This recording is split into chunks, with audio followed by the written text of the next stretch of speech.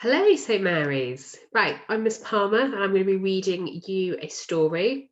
I've tried to find something a little bit different, something that you hopefully won't have heard before. This particular story is from a competition, a short story writing competition, and this particular story came third place. And it's published on a website, but it's not been made into an actual book before. But I just thought it'd be something different to read you. So this is called The Night I Had a Fight with the Almost Tooth Fairy. Let's go. I'm Tommy, but most people call me Tommy Talltales because I've been known to tell some mighty tall tales. But not this time. No sirree, Bob. This here story I'm about to tell you is the honest truth. Cross my heart and I'll eat a slimy slug to prove it. It all got started one night when I got into a potato fight with my brother, Tug. We were arguing about whose turn it was to help Mama with the dishes, and Tug picked up a potato and threw it at me. Well, of course I threw it right back at him, but I didn't see the next one coming as it flew out of Tug's hands. That potato hit me smack dab in the mouth and knocked one of my front teeth clean out. Blood was pouring out, and I hate to tell this part. I started crying like a baby. I wasn't scared of the blood, but my mouth hurt worse than the time I bit down on a cactus, and I was madder than a mama goose when you go chasing after her babies. Mama gave me some ice to suck on, and after it didn't hurt so bad. I took a good look at my tooth, and boy, it was dandy. I started thinking about all the things I could do with it. Maybe I could enter it in a fair and win a ribbon, or I could show it off at school like Jim Bob did when he lost his tooth. Or maybe I could tie it to a piece of string and make a necklace for my baby sis, Minnie May. But she'd only be able to borrow it because I was going to keep that tooth forever. Mama said I was supposed to put it under my pillow, and when the tooth fairy came, she'd bring me some money and trade it for my tooth. Now, I sure could have used some money, but there was just no way I was going to let that old tooth fairy take that mighty fine tooth of mine. So I locked my window to keep her out. But then I got to thinking that she, being a fairy and all, might be able to get in anyway. And if she did, surer than a bear goes searching for honey, she'd go searching for my tooth. So I had to think of a real good hiding place. Under my bed? Nah, too easy. In the closet? No. Then I had it. One of the floorboards under the rug had come loose, and it was just the right place to hide a tooth. So I wrapped my tooth in tissue paper and stuffed it in the crack under the floorboard. It was a good thing I slept with one eye open, because sometime past midnight I saw a little light about the size of a butterfly right outside my window. I knew it was that old tooth fairy coming to get my tooth.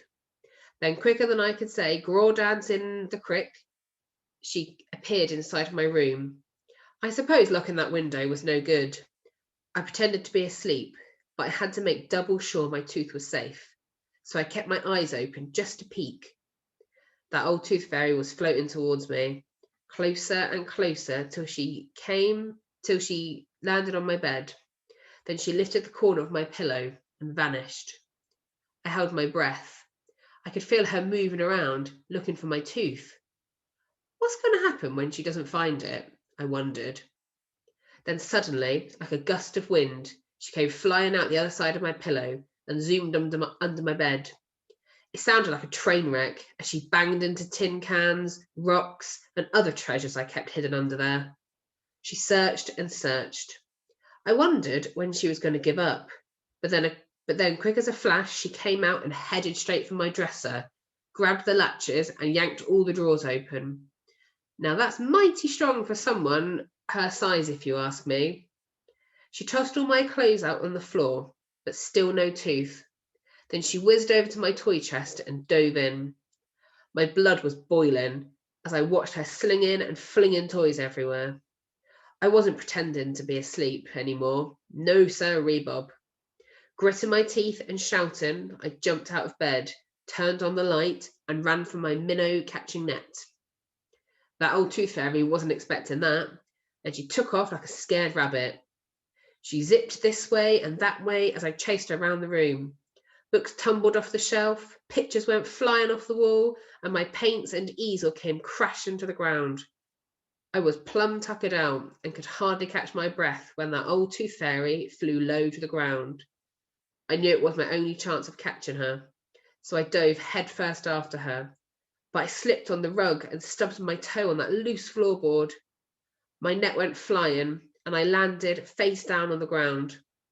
That old tooth fairy burst out laughing, but it was no funny matter, because the tissue wrapped around my tooth was sticking out of the floorboard like a sore thumb.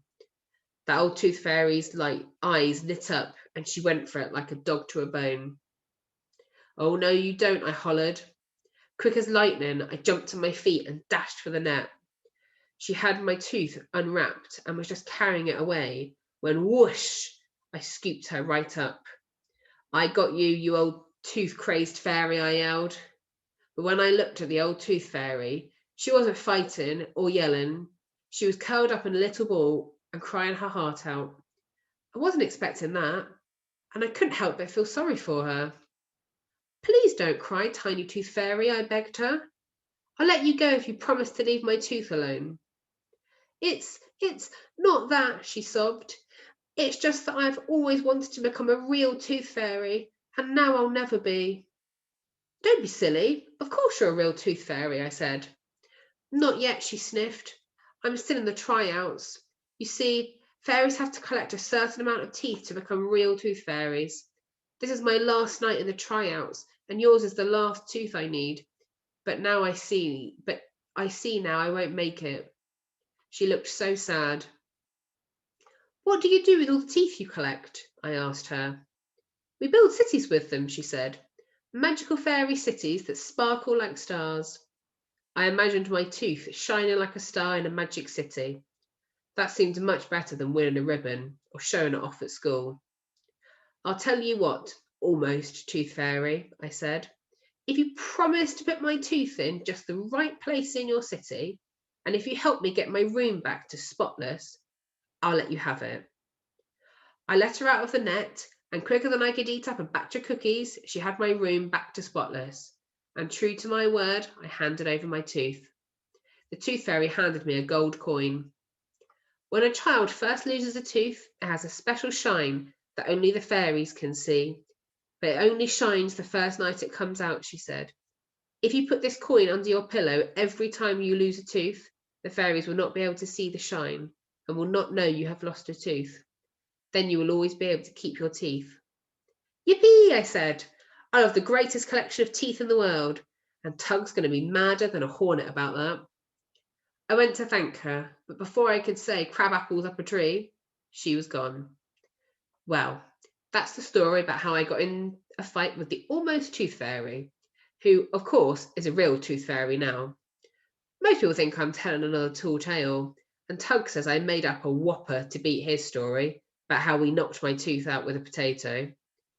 They tell me to prove it and ask to see my gold coin. But that's the thing about a gold coin from a fairy. You can't go showing it off, or it might turn into a regular old coin.